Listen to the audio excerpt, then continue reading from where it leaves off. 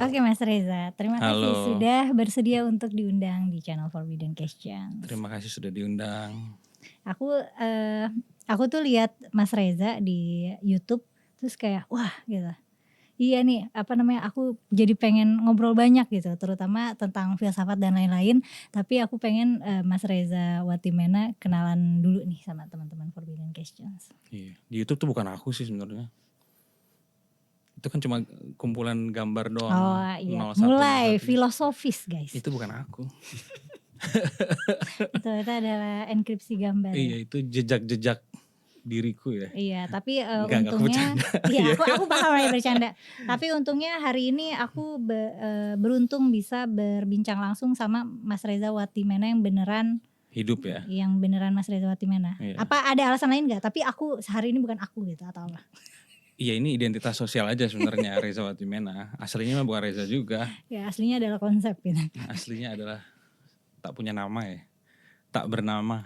Oke, tapi Baru Mas mulai aja Reza, udah panjang gini nih. benar. Ya udah, anggaplah kita sedang mengkonstruksi konsep diri Mas Iya, Reza yang tak bernama ini bisa didiskusikan sebulan kita bisa ngobrolnya. yang ingin disampaikan ke penonton-penonton Mas Reza itu adalah siapa gitu. Oh.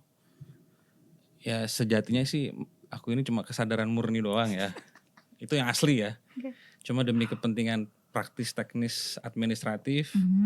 Namanya Reza. Terus apa lagi administratifnya tinggal di Jakarta. Warga negara Indonesia. Masih Background pendidikan dulu belajar filsafat dulu. Suka belajar filsafat. Belajar neuroscience juga. belajar filsafat dan neuroscience secara formal. Iya. Jadi S1, S2, S3 filsafat politik. Lalu sempat bikin penelitian intensif tentang neuroscience juga. Masih sih sampai sekarang berlanjut itu kan. berarti ya penelitian neuroscience-nya itu juga perpanjangan dari filsafatnya itu ya. Persis, dimensi filosofis dari penelitian neuroscience terbaru. Aslinya sangat kering sih. Tapi saya mencoba membuatnya lebih basah gitu loh, lebih enak dibaca, lebih renyah, supaya teman-teman publik bisa ngerti. Indonesia ya, publik Indonesia. Lebih bisa dinikmati untuk publik Iya, gitu. bisa membuka wawasan lah. Dan itu yang Mas Reza lakukan di Rumah Filsafat. Itu salah satunya. Jadi di Rumah Filsafat itu sebenarnya tadinya adalah blog. Iya. Blog tulisan dari tahun 2007-2006 lah. Iya, itu zamannya blog ya. Iya, kan dulu kan semua ngeblog gitu loh. Blogger, blogspot apalah gitu namanya.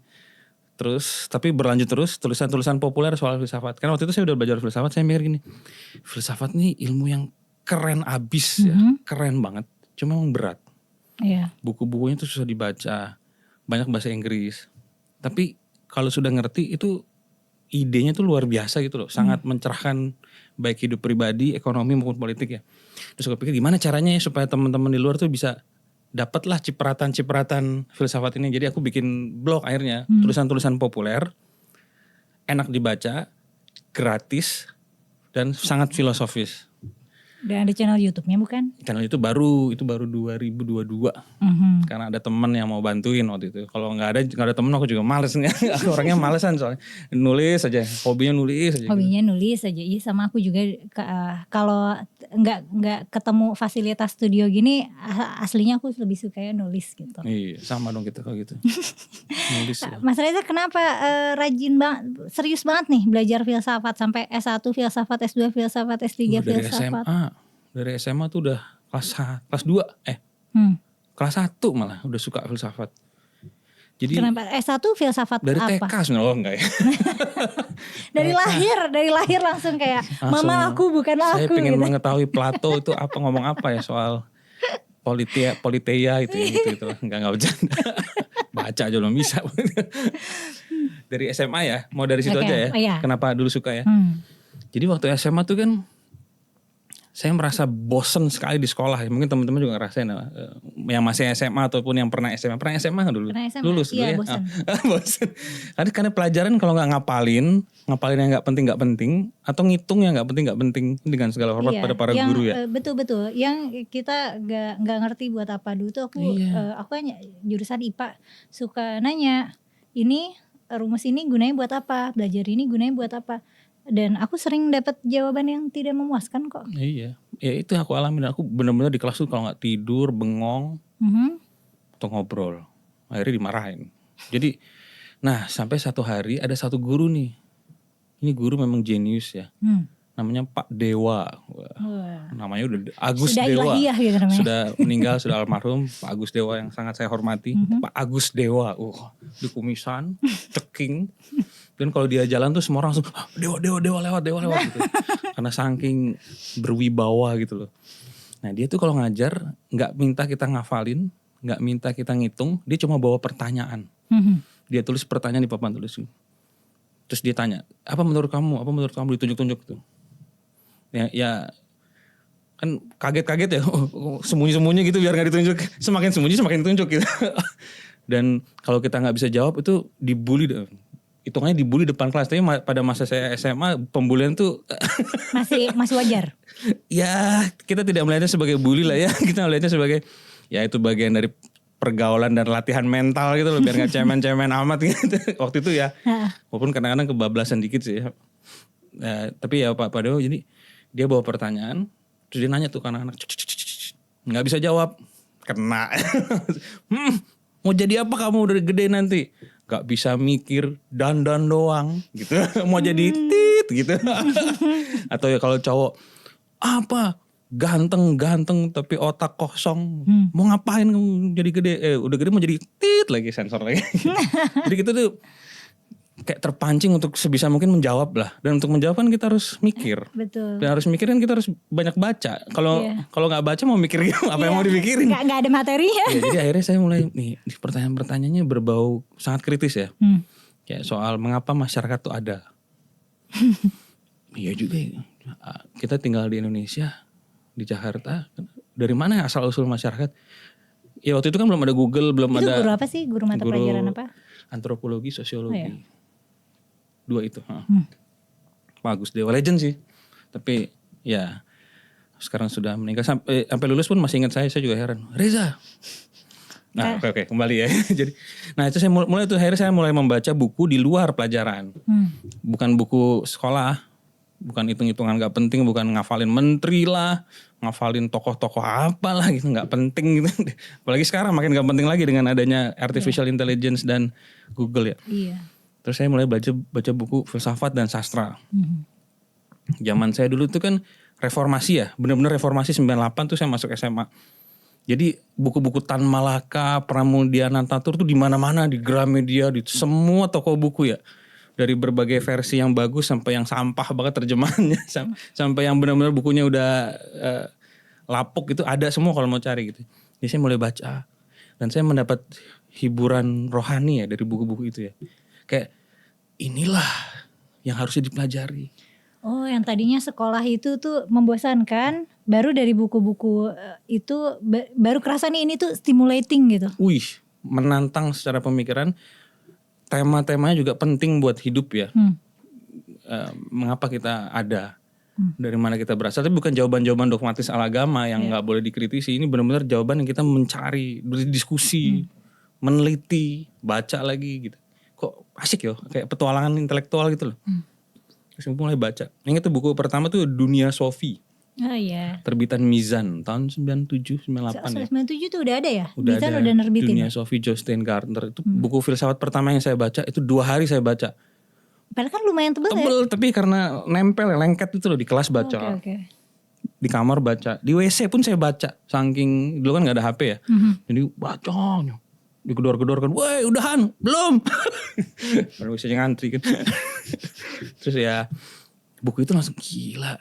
Itu kan buku. Berarti itu pembuka Dunia Sofi itu gerbang pertama Mas Reza invest banget ke filsafat. Iya, sama Bumi Manusianya Pramudia Nantatur. Tetralogi buku 1 itu loh. Iya, tepatnya apa? Apa yang menggugah di situ? Mingke itu kan penulis, wartawan. Dan dia banyak nulis, dan dia kritis. Terus digabungkan dengan filsafat Dunia Sofi. Ini kayaknya dunia yang menarik ya. Benar-benar tertantang dan secara intelektual dan tidak boring gitu. Dan otomatis saya jadi pinter. Ketika Pak Dewa datang, Ya, tunjuk tangan, nggak perlu tunjuk Pak, saya jawab sendiri. Mulai bisa berargumen, kutip-kutip teori kan, anak SMA kutip-kutip teori itu kayaknya bangga banget kan. Wah, menurut Einstein Pak gini-gini. Pak Dewonya, ya yang lain gitu. Jadi kalau aku tuh bener ranking 1 kan di kelas ya. Bukan karena aku pinter, karena yang lain blow on. Jadi apa komparatif gitu loh. Karena standarnya rendah gitu. Wih, dapat rapot ranking 1 nih, gila hebat. Sebenarnya nggak hebat juga, karena yang lain nggak baca aja. Nah, karena kita baca itu kan dilatih pemikiran kritis, analitis. Akhirnya ilmu-ilmu SMA tuh jadi cemen gitu loh. Jadi otomatis bagus nilainya karena kita udah belajar yang lebih berat nih kayak gini mah. Gitu. Merem apalagi ngitung-ngitung.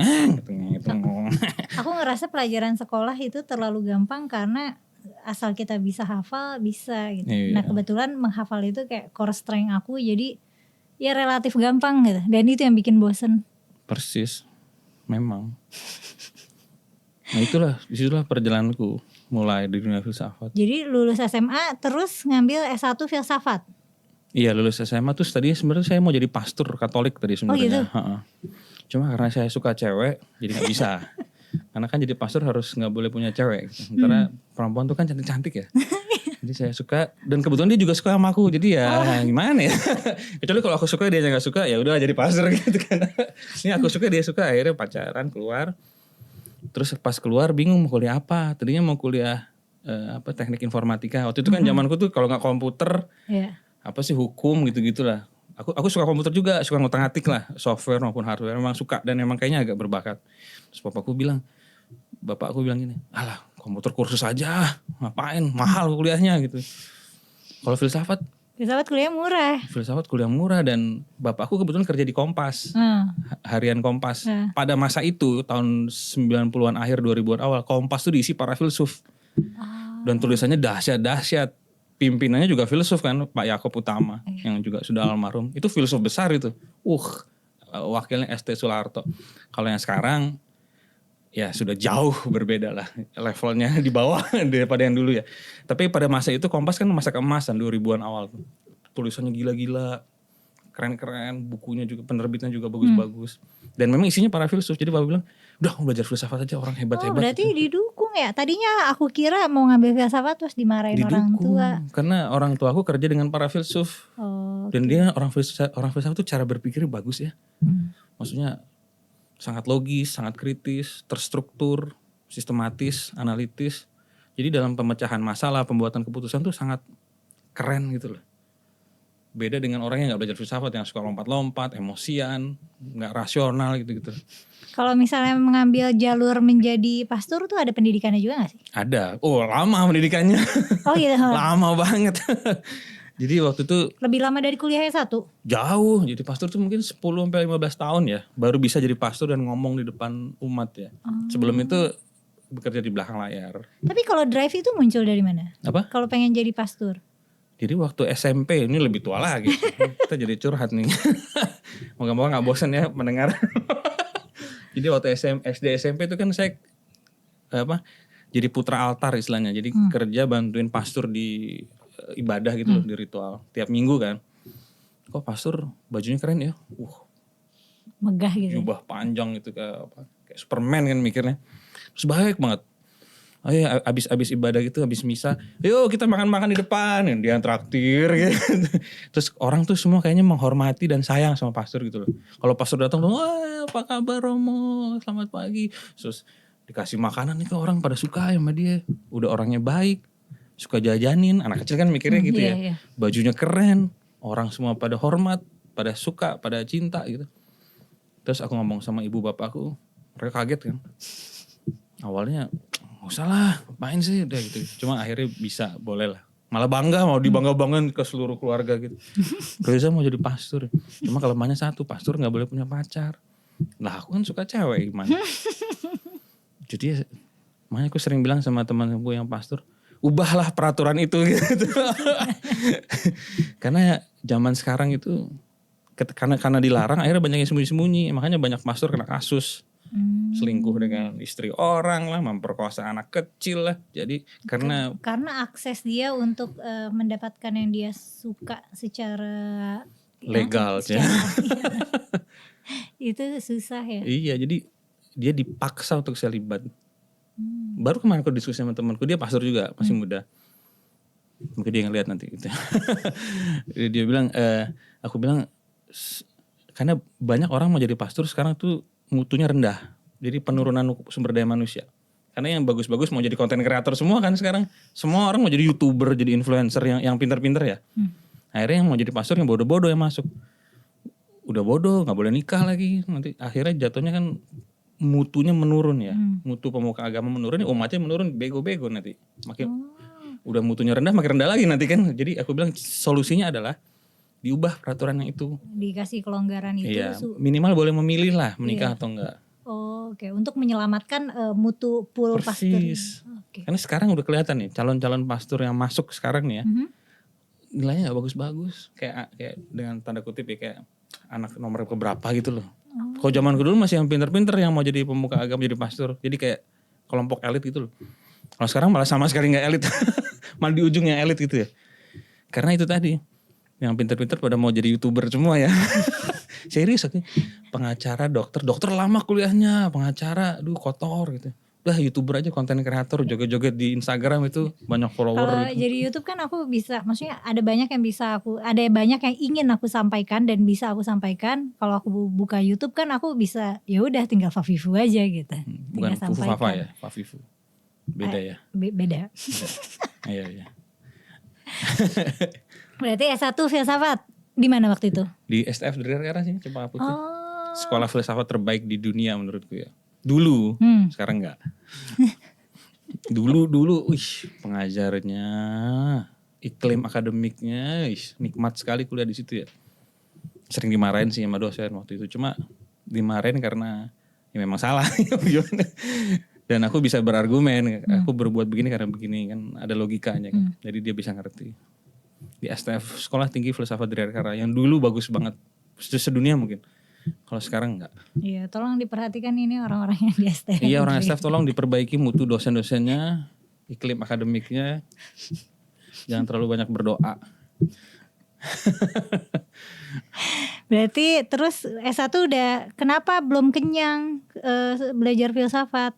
Kenapa Waktu itu ke kan S2? S1 sempat kerja juga, part time sih kerja. Sempat ngajar juga waktu itu. Jadi pagi sampai siang tuh kerja gitu loh, kerja ngajar. Terus tanya bapak kan, Pak gimana nih kalau lanjut S2? Udah lanjut aja lah udah. Bagus juga kan sana. Tapi waktu S1 penelitiannya apa? Anak filsafat politik. penelitiannya apa? Filsafat politik. Filsafat hukum dan filsafat politik. Apanya? Yang Teori negara hukum Jürgen Habermas yang mengkritik pemikiran John Locke dan Jean-Jacques Rousseau. Itu jadi buku itu di Canisius tahun 2007. Udah habis sih kayak bukunya. Udah gak cetak ulang ya? Iya. Terus S2 ngambil filsafat lagi? Iya, di situ juga. Filsafatnya apa? Maksudnya ada spesifiknya gak? Ambil metafisika, filsafat Jerman abad 18, perdebatan soal kritik Immanuel Kant terhadap metafisika tradisional. Boring lah gitu, tapi itu ibunya dari filsafat gitu ya. Inti dari filsafat itu kan sebenarnya metafisika, ontologi ya. Iya. Itu ngebahas itu. Jadi buku juga 2010 terbit. Itu. Udah kan S2. Kenapa belum kenyang terus S3 masih ambil? Enggak, abis itu kerja dulu lah. S3 itu kan mahal ya dan lama ya.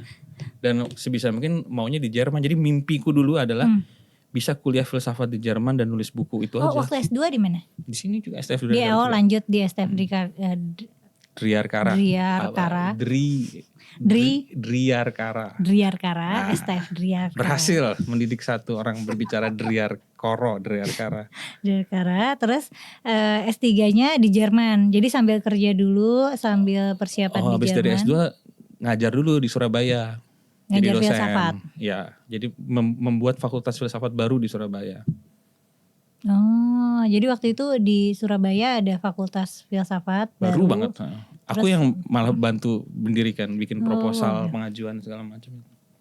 Tapi fakultas filsafat di Indonesia banyak gak sih? Relatif banyak kalau sekarang? Dikit banget. Oh, tetap dikit ya? Sedikit sekali, terlalu sedikit malah. Dan kayaknya gak populer ya? Udah dikit gak populer lagi. Karena ya itu belajar filsafat tuh kita harus membaca, berpikir mendalam, menulis. Dan udah gitu kan biasanya orang-orang bilang kalau lulusan filsafat mau kerja apa? Iya. Mau kerja apa, mau makan apa gitu kan. Kita kan tidak bisa memikirkan teori filsafat politik terus Iya. kenyang gitu. Kalau ada sponsornya bisa sih. Oh, Sponsor yang ini ya itu. makanya kadang-kadang filsuf tuh apa boleh buat untuk Kalau bertahan hidup teman-teman bisa. filsafat itu banyak kan kerja di media, jadi dosen atau buka usaha sendiri. Ya kalau mau kerja kan sebenarnya relatif apa aja ya. Betul. Maksudnya kadang-kadang kita belajarnya apa, kayaknya semua teman yang aku kenal belajarnya apa, kerjanya apa tuh nggak ada hubungannya gitu loh. Sama aku juga. Aku kuliahnya teologi Islam tapi. Iya. Sekarang Jadi konten kreator, YouTuber. jadi content creator, benar. Iya, jadi sebenarnya kalau mau kerja apa ya urusan masing-masing lah, nggak ada urusan. Cuman biasanya kan orang kalau ngambil kuliah kan udah ini yang tertentu, udah mikirin gitu jenjang karir. Itu cara berpikir yang sempit menurutku. Karena S1 itu memang pembentukan cara berpikir, metode bekerja, cara bekerja gitu. Terus lebih kayak wawasan umum gitu loh, bukan untuk bekerja. Kalau mau kerja ambil D1, D2. Benar-benar, karena kalau belajar filsafat itu bukan untuk bekerja teknis ya. Bukan untuk menjadi budak pabrik atau budak korporat ya. Tapi lebih untuk generate ideas. Aku mengkritik sekali pendekatan Kementerian Pendidikan yang bilang kuliah harus cocok dengan dunia industri. Enggak. Kuliah itu untuk membentuk cara berpikir akademik ilmiah. Untuk menjadi ilmuwan memang. Kalau mau kerja D1, D2 itu kan memang spesialis. Berarti SMK itu memang benar-benar keterampilan bekerja gitu loh. Memasak, akuntansi. Jadi memang udah ini. Kalau masuk S1 itu ilmu pengetahuan. Itu memang dunia pemikiran. Nah mau kerja apa ya urus masing-masing lah. Iya. Dan berarti solusi itu bukan kayak immediate solution ketika kan katanya industri pekerjaan ini mereka butuh pekerja. Orang-orang yang sarjana-sarjana ini butuh pekerjaan, tapi satu sama lain gak ketemu gitu. Ya karena memang bukan tempatnya. Karena requirement-nya beda benar. Sarjana itu bukan buat bekerja, sarjana itu untuk membentuk pemikiran ilmiah. Memang masuk ke dalam dunia pemikiran. Makanya ada skripsi, ada metode penelitian, kuantitatif, kualitatif, harus review teori. Kalau mau kerja di perusahaan di pabrik, ya D1, D2 cukup. Dan itu memang langsung siap pakai gitu. Dan itu kan padahal memang secara struktur diatur begitu ya. Tapi memang begitu. Itu cara tapi kebanyakan kita nyarinya kita pasti udah mikirinnya pengennya S1 gitu. Pengennya S1, S2. Salah satu kebodohan kita sebagai bangsa. Dan akhirnya orang dipaksa S1 padahal ininya gak mampu. Kebodohan sistem gitu. Iya, semua sistem di Indonesia bodoh, bobrok. Apalagi pendidikan. Jadi ya itu memang banyak PR besar sih. Salah satunya Rumah Filsafat didirikan untuk berkontribusi lah di dunia pendidikan, pembentukan cara berpikir tadi itu. Aku banyak bertanya kuliah soalnya aku juga lagi mikirin pengen lanjut kuliah. Udah proses persiapan. Tapi untuk jurusan lain yang mana kalau misalnya aku nggak berhasil di situ, nanti aku mau ambil filsafat. Ambil aja filsafat. Apalagi forbidden questions itu ya temanya. Itu makanan kita sehari-hari. Semakin forbidden, semakin terlarang, semakin menarik. Dan itu diskusinya bisa di warung, bisa di hall olahraga. Setidaknya zaman saya dulu ya, itu iklim forbidden question tuh udara sehari-hari anak filsafat ya. Filsafat murni ya, bukan filsafat yang kecampur-campur agama. Yang akhirnya ujung-ujungnya membela iman. Itu kan filsafat palsu ya menurutku ya. Karena ada tuh filsafat yang saya tahu ya kayak filsafat Katolik ya. Saya nggak tahu kalau agama lain yang saya tahu filsafat. Jadi filsafat pura-pura filsafat tapi ujung-ujungnya membela agama Katolik. Ya ini mah bukan filsafat, itu mah lo memang ini aja. Karena kalau misalnya apologet.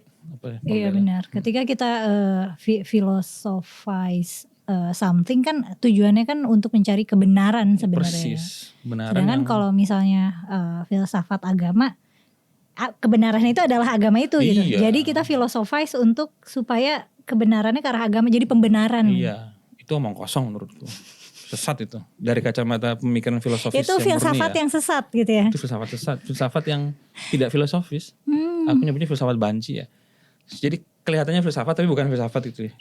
Kelihatannya cewek tapi bukan cewek gitu kan. Kelihatannya cowok tapi bukan cowok. Jadi kelihatannya filsafat tapi bukan filsafat itu. Aku gak tahu Mas Reza familiar apa enggak. Tapi ilmu filsafat itu secara mainstream ya dalam dalam kacamata studi Islam biasanya filsafat yang tidak membenarkan, yang tidak memihak pada doktrin Islam itu filsafat yang sesat. Oh, iya kalau kita mengacu pada definisi filsafat yang sebenarnya ya, itu pemikiran rasional kritis sistematis tentang dunia. Justru yang mengacu pada agama itu yang tidak sesuai metode, karena kan terbuka. Iya betul. Filsafat yang asli itu terbuka. Dan Semakin forbidden questions, semakin itu kayak bergairah untuk menjawab itu loh. Jadi memang sifatnya karena terbuka. hal yang sama itu kan sebenarnya bisa di filosofis siapa saja bisa membuat falsafah itu gitu. Cuman nanti ketahuannya kan metodenya gitu, Iya, proses. proses penarikan kesimpulan ya, inferring, proses penarikan kesimpulan, logikanya lurus apa enggak, argumennya kata apa enggak. Nah ini yang disebut berpikir sistematis. Nah kesimpulannya nanti bisa dibongkar lagi. Jadi memang filsafat yang asli itu sifatnya terbuka. Makanya filsafat lalu melahirkan ilmu pengetahuan dan teknologi. Iya, betul. Ilmu pengetahuan kan sangat terbuka. Iya. Tidak ada penelitian yang inilah kebenaran kalau nanti disangkal bakar, nggak ada. Ya teknologi artificial intelligence itu juga berubah terus. Teknologi digital juga berubah terus karena memang terbuka sifatnya. Dan itulah kekuatan filsafat yang membuat kita jadi belajar terus, sangat terbuka pemikirannya, sangat sistematis cara berpikirnya, dan tidak jatuh pada fanatisme ataupun kecintaan buta pada satu aliran tertentu gitu loh. Karena itu cikal bakal segala ilmu pengetahuan ya gak sih? Iya, filsafat. Jadi manusia yang sehat lah. Manusia sehat, pikiran gitu. Oke, karena filsafat bukan cuma mengatur pengetahuan, tapi juga mengatur, kita bisa memfalsafahkan hal-hal yang berurusan dengan moral dan etika gitu. Itu bagian kecil, baik buruk benar salah. Benar. Itu bagian kecil dari filsafat. Tapi filsafat kan sebenarnya dari kata definisinya filosofia, mencintai kebijaksanaan. Jadi yang dicari memang wisdom, kebijaksanaan. Bukan hanya kumpulan informasi atau pengetahuan-pengetahuan yang teoritis yang tidak berguna, tapi yang bisa membangun kebijaksanaan.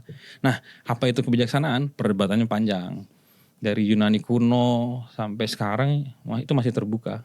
Dan memang harus begitu. Tapi kalau misalnya menurut Mas Reza, apa? Kebijaksanaan. Menurut saya, ketika kita hidup untuk mencari, untuk menambah kebijaksanaan, apa yang sebenarnya kita cari? Ini versi Reza 2025 ya. Oke, bisa aja nanti berubah soalnya. Pasti berubah. Reza catat Februari ya sekarang ya. Februari 2025. Februari Januari sih? Februari ya. Terus sampai kehilangan waktu ya karena timeless kan, melampaui waktu. Jadi kebijaksanaan itu adalah kita memahami siapa diri kita yang sebenarnya. Bukan identitas sosial. Tadi kan pertanyaan pertama siapa saya itu. Jadi kita bisa tahu saya ini sebenarnya siapa sih. Saya yang sebenarnya ya, bukan saya yang ditempelkan oleh masyarakat ataupun keluarga. Atau saya versi negara, KTP. Atau saya versi keluarga saya versi agama saya. Itu kan versi aja yang sifatnya relatif. Berubah, bisa ganti-ganti juga gitu. Saya mau ganti nama juga gampang. Mau ganti kelamin juga bisa sekarang kalau mau. Benar. Ya. Berarti jadi apa konsep diri itu jadinya gimana kalau misalnya kita melepas, anggaplah aku bukan sekedar Kumailah Hakimah, host channel Forbidden Questions, aku bukan bukan perempuan juga.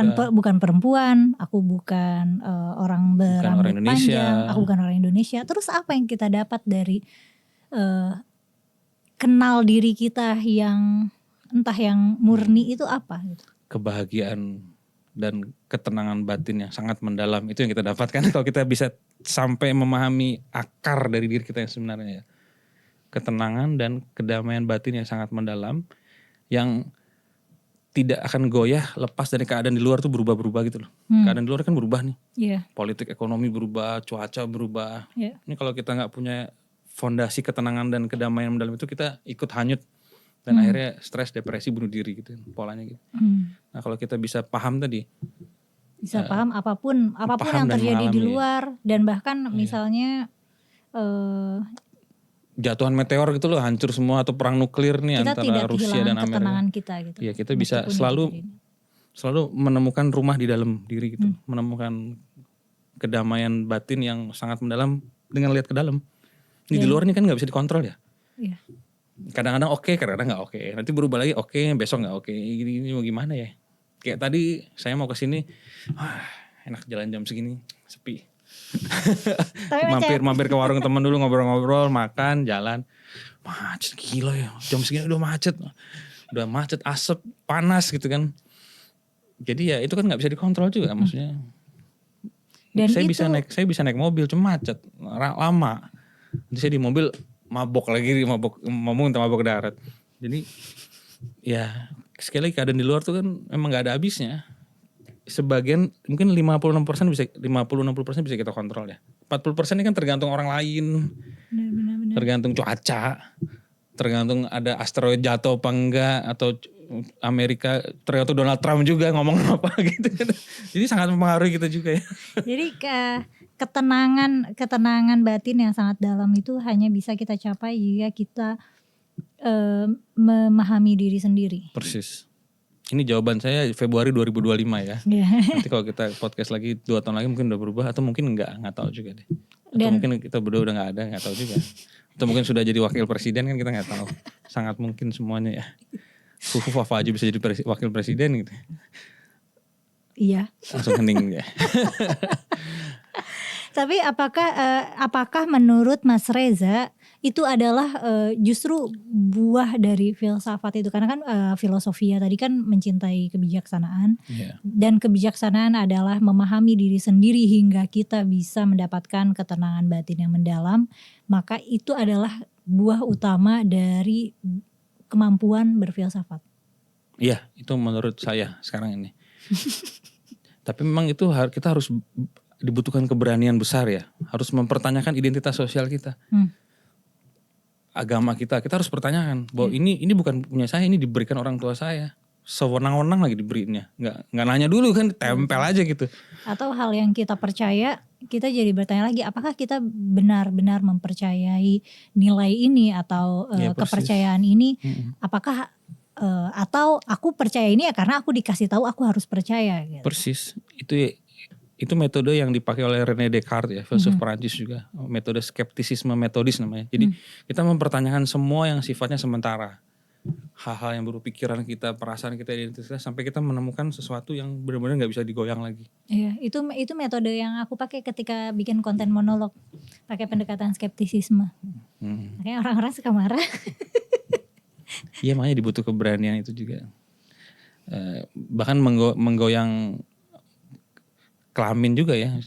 Saya bukan cowok sih. Iya. Kan, cowok itu cuma tempelan identitas oleh negara. Inilah pria gitu. Tapi itu cuma tubuh saya itu bisa saya ganti juga gitu. Soalnya kan ada orang-orang yang misalnya melekatkan dirinya pada identitas kelaminnya gitu. Gua tuh laki banget gitu. Iya. Tapi ketika konsep itu digoyang, dia goyang gitu. Biasanya yang gua tuh laki banget tuh dia merepress sesuatu biasanya.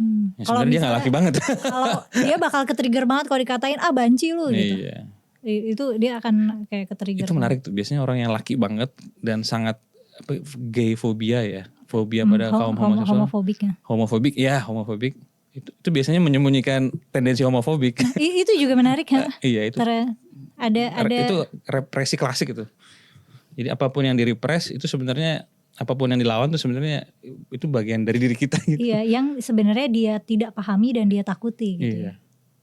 Yang paling bagus emang udah biasa aja, sehat aja, objektif gitu loh. Iya, dan kalau misalnya kita berusaha objektif di setiap kesempatan sebisa yang kita lakukan, itu membuat kita tenang aja menghadapi gagasan apapun atau apapun yang terjadi reaktif, gitu ya. Gak panik, gak heboh. Lalu bikin pagar di laut, enggak. Atau apa teriak-teriak di jalan bawa spanduk gak jelas gitu-gitu loh.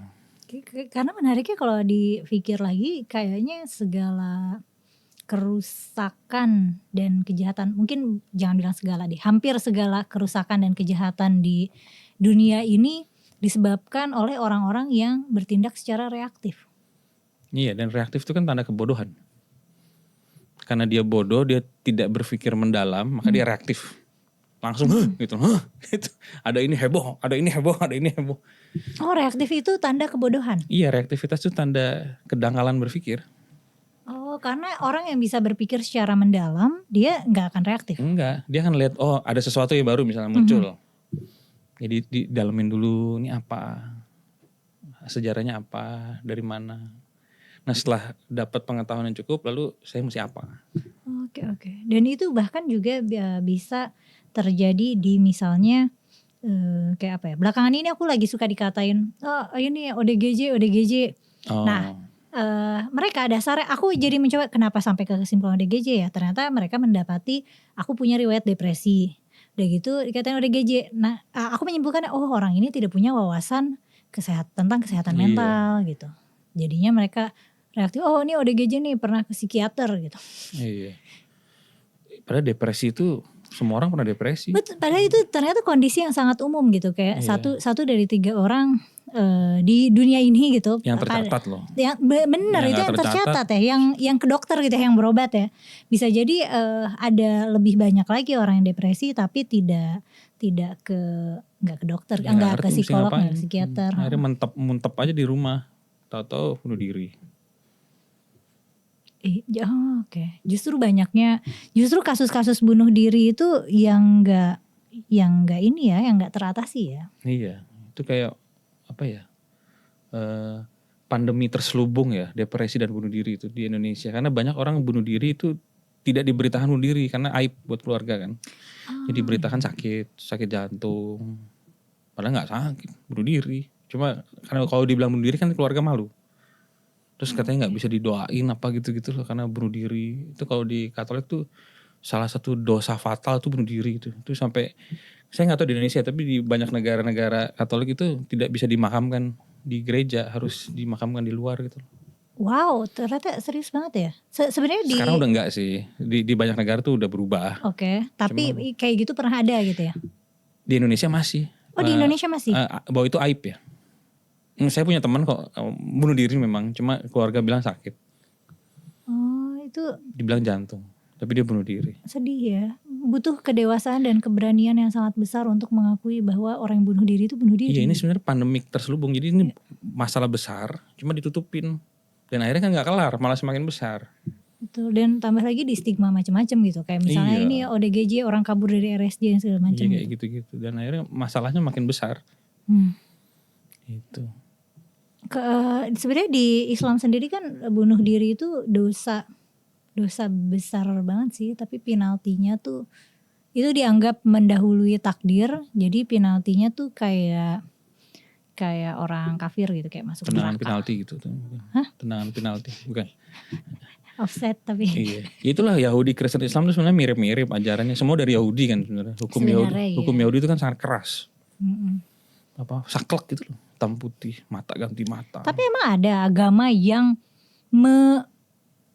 berbelas kasih, yang bisa memahami orang-orang yang mau bunuh diri atau bunuh diri, emang ada? Saya nggak tahu sih kalau agama, tapi kita pakai akal sehat lah. Kita ini orang-orang filsafat terbiasa menggunakan rasionalitas, akal sehat dan nurani ya. Iya, dan pokoknya jalan utama itu ya akal sehat dulu, bukan cari dalil agama gitu. Nggak perlu dalil agama hari gini gitu ya, 2025 masih dalil agama. Hari 2025 tuh kita pakai akal sehat, pakai nurani. Orang udah mau ke Mars, udah mau bikin artificial intelligence yang bisa jadi dokter, ini masih ribut soal dalil agama, kutap kutip. Ketinggalan banget gitu loh kalau dari kacamata aku ya. Ya kalau orang bunuh diri itu kan berarti dia menderita ya. Betul. Ya orang penting kita tolong lah. Kita gimana supaya keluarganya tuh tenang, dapat support dari masyarakat sekitar gitu. Karena bawa orang sampai bunuh diri tuh bener-bener udah kepepet gitu loh, udah di pojok itu loh udah. Saya juga pernah hampir mau bunuh diri. Oh iya. Terus apa yang menghentikan Mas Reza? Ya waktu itu apa sih? Malas bikin orang repot aja gitu. Kalau bunuh diri kan mayatnya nyusahin orang. Waktu itu kan di Jerman mau lompat di kereta bawah tanah itu loh, cuma mungkin kalau nanti lompat, orang bersih-bersih. Iya, tangannya di mana, palanya di mana kan. Kasihan dia kan, trauma kan. Mungkin ada penumpang lain yang anak kecil lihat, trauma seumur hidup. Janganlah, mau mati nyusahin orang gitu. terus nggak nemu metode yang nggak nyusahin deh? Gak ada, apa bunuh diri yang gak nyusahin. Semua bunuh diri kayak nyusahin. Waktu itu mikir kan gak mau nyusahin orang, bener-bener gak mau nyusahin. Jadi bisa gak sih duduk dan meninggal gitu? Gak bisa juga ya. Kalau minum obat Kalau obatnya salah kan malu ya misalnya. Iya benar. Kalau aku dulu mikirnya aku kalau bunuh diri aku nggak mau kayak misalnya anggota keluarga aku punya cerita di mana oh itu Mela saudaraku mati bunuh diri. Aku nggak mau dia punya cerita itu Persis dalam kan, ceritanya. pokoknya bunuh diri itu pasti nyusahin orang. Nah aku nggak mau nyusahin orang, maka aku nggak mau bunuh diri dan aku cari pertolongan itu kiri kanan lah, ke psikiater, ke psikolog, ke pemuka agama, sampai akhirnya belajar filsafat Asia. Di situ ketemu obatnya. Oh gitu. Yang Iya. helpful justru filsafat Asia. Filsafat Asia. Lebih tepatnya apa? Zen, tradisi Zen. Oh, Yang berkembang di Cina, Jepang, Korea, asal dari India. Itu yang menyelamatkan hidupku dan membuatku bersinar ya. Karena tadi apa? kan Konsep diri itu tadi. oke. Karena kan ketika kita depresi, otak kita kan kayak berkabut gitu kan. Semuanya berkabut, bukan cuma otak doang ya. Otak juga. Nggak bisa berpikir Mata jernih. berkabut, mau ngapa-ngapain tuh berat, Nggak mau bisa, makan aja susah. nggak bisa memikirkan masa depan. Nggak usah masa depan, mikir Hari ini aja berat. detik ini aja berat. Pengalamanku waktu itu ya, mau bangun dari tempat itu udah susah, mau mandi susah. Rasanya nafas saya sakit. Iya. Tapi padahal Pengen tidur sakitnya Beratnya di sini nih, betul-betul. kayak ada yang neken gitu loh. Nah ternyata setelah diteliti, depresi itu buah dari pikiran yang kacau. Oh oke. Dan pikiran yang kacau ini ada solusinya. Nah setelah diterapin solusinya, pikiran gak kacau, depresi hilang. Iya. Setelah depresi hilang malah jadi bahagia. Dan Malah jadi unlock bahagia yang kayaknya tidak bisa diruntuhkan gitu loh. iya persis. Aku setelah aku cerita dikit setelah aku Jadi gantian nih aku yang Enggak, jangan. Aku cuma cerita ini dikit doang. podcast baru. Aku setelah udah nggak butuh lagi ke psikolog atau psikiater, aku ngerasa kebahagiaanku ini sustainable gitu loh, kayak nggak bisa Apa rahasianya, Mbak Humaila aja? berpikir jernih. Gimana caranya Selalu itu? melihat apa adanya. Jangan ditanyain. Ya, jadi ngerasa kayak apapun yang terjadi kayaknya tidak akan bisa menjatuhkan mentalku karena mentalku itu adalah konstruksi yang aku bangun gitu loh. Apa itu mental? Nggak, aku mau nanya. Oh, Jadi gantian. kalau misalnya Zen, ajaran Zen itu emang apa sih? Maksudnya Waduh panjang itu. itu panjang. Mau Kalau ya, apa-apa sih, 2 harian di- lah kita. Kasian masnya nih loh yang ini. Kalau diabstraksi secara singkat gitu, core konsepnya. Oh iya. Zen adalah sekumpulan metode untuk membuat orang menemukan dirinya yang sejati. Dirinya yang asli, yang benar-benar asli, bukan yang tempelan dari luar ya. Bukan yang tadi kelamin, warga negara, Tapi agama, tentang diri kita profesi. yang asli itu kita nggak bisa mengkonfirmasi ke siapa-siapa. Kita tidak bisa memvalidasikan apakah itu diri kita yang asli, kecuali itu kita sendiri. Kita bisa, dan kalau ketemu orang yang juga punya itu, dia bisa mengkonfirmasi juga gitu. Jadi kayak, lu pernah ke Bandung kan? Gue juga pernah ke Bandung loh. Kayak gini kan Bandung. Nah gitu loh. Jadi kurang lebih kita bisa ada koneksi gitu. Nah itu yang di dalam Zen tuh disebut transmisi namanya. Transmisi itu jadi ketemu master. Master akan ngetes. Ditanya, kamu siapa? Oh saya Humaila. Oh iya. Meditasi dulu sana, masih lama. Sejauh. Nanti bisa tanya lagi. Mungkin seminggu lagi. Kamu siapa? Saya perempuan. Oke, ada kemajuan tapi sana-sana baik lagi gitu loh. Jadi terus sampai begitu, ketika kamu siapa, jawabannya udah sesuai sama masternya gitu loh. Kamu sudah paham ya gitu. Itu yang disebut momen pencerahan. Nah, dan itu melibatkan banyak meditasi. tiap orang beda-beda. Karena tiap orang itu kebebalannya beda-beda. Ada yang melekat banget, aku adalah orang Indonesia. Aku adalah orang apa sih tadi kayak tadi maskulin gitu tuh loh. Aku adalah orang Jawa. Jawa is the best. Karena beda-beda. Bebelnya tuh beda-beda gitu. Nah, ada yang bebelnya tipis. Misalnya, oh iya ya orang Jawa itu kan relatif. Agama juga relatif. Saya bisa ganti-ganti. Saya bisa ganti 5 kali sehari saya bisa ganti gitu loh. Iya. Pagi jadi Muslim, siang saya jadi Buddha. Sebegitu cairnya identitas agama. Tapi ada juga yang enggak, yang ngotot. Saya adalah seorang Kristen yang sangat saleh ya gitu. Itu susah itu kalau kayak gitu. Selama kita masih terlalu melekat pada sifat-sifat keakuan itu, kita nggak bisa tenang ya, nggak bisa mencapai ketenangan. Karena identitas sosial ini kan rapuh sifatnya. Okay. Dan apalagi kalau misalnya ada benturan ya, misalnya dihina orang. Oh dasar, misalnya aku nih ada keturunan Cina kan, ibuku Cina. Oh Cino gitu kan, sakit hati gila gue dikatain. Emang ada orang ngatain Cina Cino? Iya Cino itu kayak Aku baru dengar. di Surabaya kok Cino gitu. Itu ibuku orang Surabaya. Jadi kalau orang menempelkan identitasnya pada rasnya, dia kan ih gila gue dihina, gue harus balas hina atau apa, pencemaran nama baik atau perbuatan tidak menyenangkan apalah, main hukum atau hantam aja di tempat gitu ya. Tapi kalau dia ya kayak saya memang ada darah Cinanya, tapi itu kan cuma badan saya. Saya bukan badan saya ini berubah-berubah. Ini tuh berarti kayak konsep keakuan yang pernah dijabarin sama Krishnamurti gitu ya gak sih? Krishnamurti itu ada banyak, yang mana nih? Jidu. Si Jidu ya. Kan ada Jidu, ada siapa lagi Krishnamurti. Oh gitu. Jidu Krishnamurti itu keren banget. Itu salah satu guru saya itu.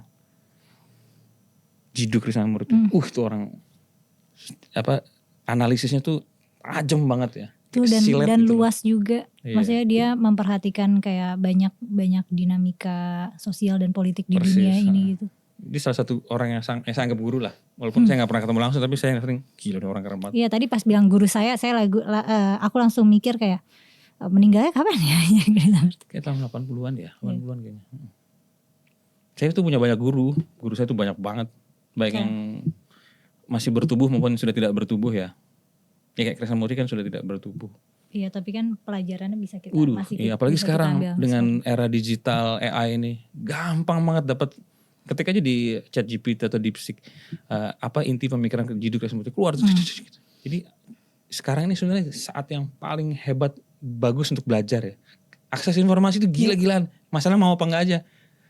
Nah masalahnya sekarang karena informasi begitu banyak, fokusnya ke yang cemen-cemen nih, Taylor Swift lah, gosip inilah, atau berantem soal agama, itu yang difokusin. Tapi yang ilmu-ilmu tingkat tinggi ini malah ada peminatnya cuma sedikit.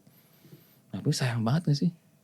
Sayang. Kayak zaman dulu kalau orang mau dengar obrolan kita ini harus naik gunung ke Himalaya. Ngerti apa itu self ya, apa itu konsepsi diri sejati. Untuk bisa dengerin satu argumen itu ya, bahwa aku bukanlah tubuhku, aku bukanlah identitas sosialku. Untuk bisa denger itu aja orang harus mendaki gunung Himalaya, ketemu master di sana ya, karena di sana orang pada meditasi gitu. Di Jakarta kagak ada. Apalagi zaman dulu kan perang mulu, Belanda gitu kan, perang kolonial, perang kemerdekaan. Tapi sekarang cukup saat gitu. Tapi paradoksnya di situ ya, justru karena informasi begitu mudah jadi tidak berharga. Tapi kalau kita ngomongin filsafat gitu nggak bahaya kayak misalnya nggak ada ini kan potensi penistaan agama itu harusnya nggak masuk ya? Filsafat itu kan memang membahas agama, tapi agama sebagai fenomena sosial, budaya, politik. Jadi agama secara umum, bukan agama spesifik tertentu. Misalnya Islam, Kristen, Katolik, Buddha itu kan agama spesifik yang punya tantangannya sendiri-sendiri lah. Gimana kalau misalnya kita menentang atau mendukung agama dengan berfilsafat gitu? Saya pernah nulis juga buku judulnya Untuk Semua yang Beragama tahun 2020.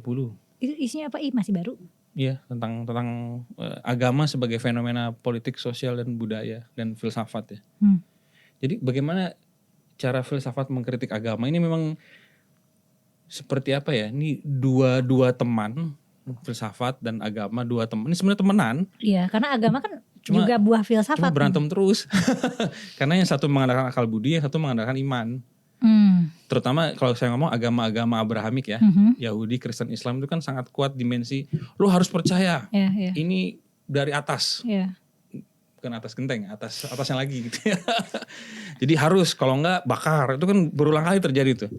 Siapa yang menentang dibakar. Apalagi di Eropa tuh apa, Hexaverfolgung ya, pembunuhan penyihir tahun abad pertengahan. Iya, itu mengerikan sekali. Literally kamu punya argumen yang berbeda dikit, bakar di tengah kota. Tampilan kamu agak lain, berbeda dengan orang pada umumnya, bakar di tengah kota. Hexaverfolgung, pemburuan penyihir ya. Itu berarti witch hunt. Orang-orang yang beragama saat itu sangat terlalu melekat sekali dengan identitas keagamaan sampai akal budinya tumpul kali ya. Persis, itu yang terjadi di Eropa. Makanya kita kayak kebalik gitu loh. Zaman Eropa tuh gelap, kita tuh terang banget dengan Majapahit, dengan sastra, dengan candi yang sangat indah. Eropa tuh masih bakar-bakar, membakar penduduknya sendiri gitu loh. Iya. Terus perang salib kan, kita sibuk membangun Prambanan, membangun Borobudur, Eropa perang aja di antara mereka. Dan sekarang kebalik. Dan di Arab juga kan, aku sebagai orang yang Oh iya, Islam, tuh, di Arab Islamic. juga kan itu baru ada. Maksudnya kayak abad ke-7 Nabi baru dakwah gitu, di sana masih sering perang suku. Di kita kan udah ada ini, udah ada Sriwijaya, kerajaan yang solid. Tarumanegara. Benar, udah ada Sriwijaya, Tarumanegara. Kerajaan-kerajaan Sudah tua banyak yang kerajaan. masyhur ya. Maksudnya secara politik kita udah establish gitu. Iya, Sedangkan udah jadi. di sana politiknya masih chaos, masih konflik-konflik Primitif, terus, karena masih tribal. Iya, persis. Dan pada saat Sriwijaya, Tarumanegara lalu Majapahit tumbuh, itu kan berurutan gitu ya. Itu Eropa, kekaisaran Romawi baru runtuh.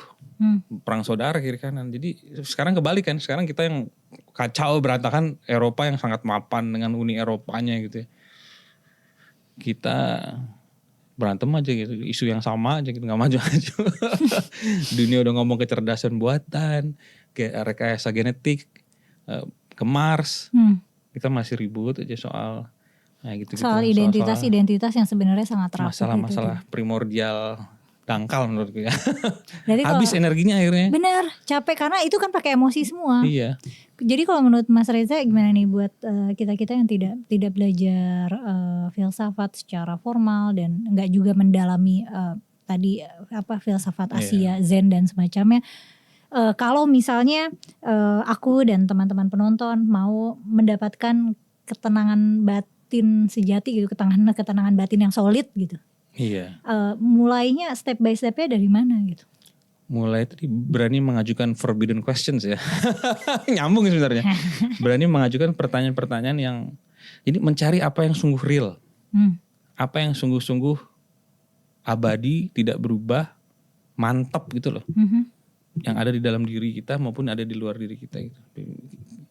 Itu harus berani, makanya harus berani mempertanyakan segalanya. Nah kalau teknisnya mungkin ya bisa baca Rumah Filsafat, kan ada websitenya. Nah, nanti aku cantumin di kolom deskripsi. Ada buku-bukunya juga, ada podcast juga walaupun saya lagi offin dulu, capek soalnya. Yang mendingan kayak gini aja lah, yang capek kan kamu.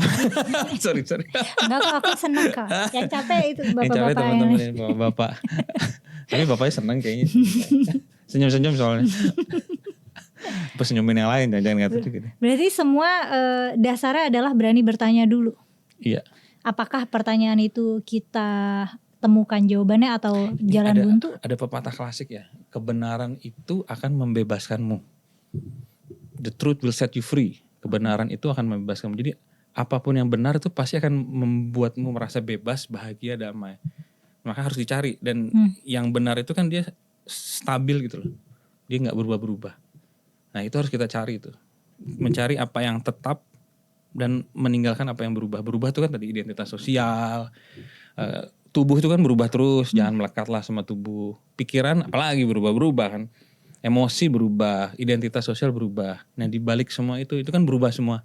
Ada sesuatu yang tidak berubah. Apakah itu? Itulah yang harus makanya dialami ya. Ketika suatu kebenaran tidak boleh dipertanyakan, itu berarti bukan kebenaran. Itu perbudakan intelektual gitu.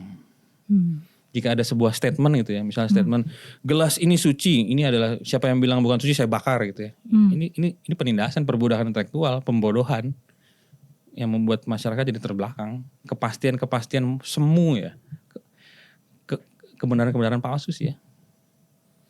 Gitu. Karena kalau kebenaran yang asli dia abadi, dia melampaui konsep, melampaui rumusan, dan dia bisa dialami. Dan ketika itu dialami lalu ada perubahan. Ada transformasi. Nah, saya nyebutnya transformasi kesadaran. Kan saya membuat teori sendiri, teori transformasi kesadaran.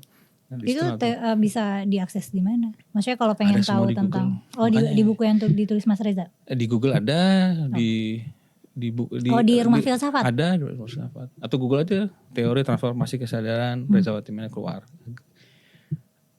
Ada yang gratis, ada yang berbayar. Tergantung yang berbayar kayaknya lebih tebel ya, karena bantuin teman-teman di Ngaji Roso, channel sebelah. Kan mereka kan profesional ya. Jadi aku pikir udahlah jual harga murah tapi bisa bantuin teman-teman, kan mereka harus profesional, harus dibayar. Kalau aku ya sudahlah, aku sisanya aja lah tuh, nggak usah juga apa-apa gitu. Oke. Terima kasih banyak Mas Reza ngobrol-ngobrolnya hari ini. Oh udah kelar? Ini Masih panjang loh ini. Oh iya, enggak bercanda. udah sejam. Tapi kayaknya kalau Mas Reza ada yang masih mau disampaikan gak? Enggak ada, tadi tuh baru sampai filsafat doang, belum yang lain-lain. Enggak bercanda.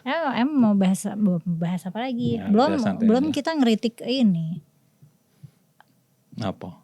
Agama, politik, budaya, ekonomi belum masuk, tapi nggak apa-apa. Itu aja lah, filsafat dulu lah. Iya, belum bahas IKN. Enggak. Aku jadi kayak Mas Reza. Candi IKN. Lu udah candi sekarang. Iya, itu Candi IKN adalah jadi tempat wisata dari lagi. Kepercayaan. Candi Garuda gitu kan. Bisa ada tiket masuk tempat nanti. Ziarah untuk meditasi. Ziarah politik ya. Terima kasih banyak. Candi IKN. Terima kasih banyak Mas Sama-sama. Reza. Makasih banyak teman-teman yang sudah menonton sampai selesai. Kalau kalian gimana nih? Kalian udah merasa menemukan diri kalian yang apa Mas Reza bahasanya? Yang tidak dilekatkan pada kalian tapi memang kalian temukan sendiri gitu. Benar? Yang melampaui ruang dan waktu. Oke. Kalau teman-teman sudah menemukan diri teman-teman yang melampaui ruang dan waktu belum gitu? Apakah sudah bisa buat kaos melampaui ruang. Aku melampaui ruang dan waktu. Kaos mulu ya. Apakah teman-teman sudah bisa merasa punya ketenangan batin dan ketenangan intelektual yang memang tidak bisa diguncang oleh hiruk pikuk di sekitar yang terjadi?